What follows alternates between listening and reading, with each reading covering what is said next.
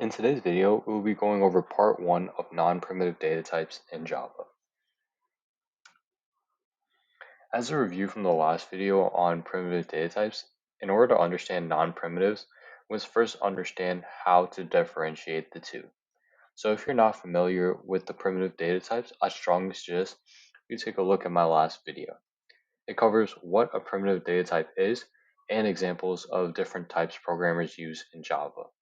Anyways, the focus of today's video is non-primitive data types that are created by the programmer for a specific purpose, with the exception of strings. They are not predefined in Java, and they refer to objects. So the first data type we'll be looking at is the string. Strings can hold a chain of characters, and they can be declared in one of two ways. The first way being only using the string keyword, and the second, which is using the addition of the new keyword. So why use a string data type? Instead of a char, it's used when you need to store more than one character, and the syntax is shown on the right. The next data type we'll be looking at are classes. So what is a class, and why should we use them?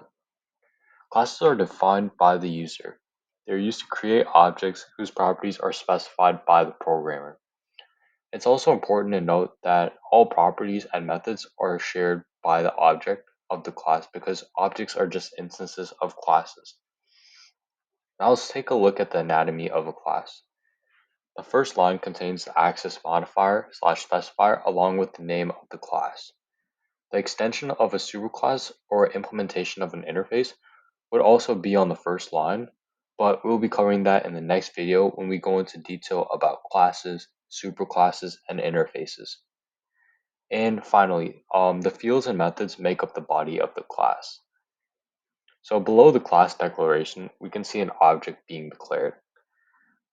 This animal object, A1, possesses all the attributes to make it an instance of an animal. It stores the name, age, population, and if the animal is endangered or not, all inside this object, along with the functionality of the class.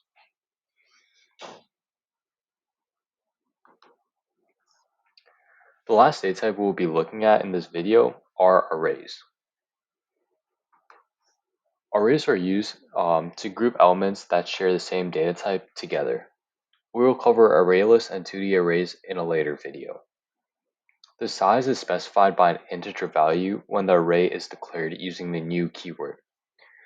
The programmer must also specify what type of contents will be stored in the array, hence the data type being listed before the name and after the new keyword.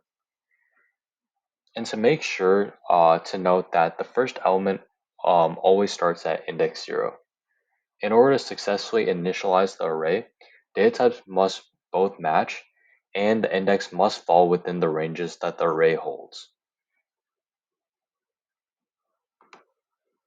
Thank you so much for watching. My next video will cover non-primitive data types, more specifically classes, superclasses, and interfaces, and then we'll move on to the next topic. Please feel free to comment and let me know if I missed anything or anything I should include in my future videos. Thank you.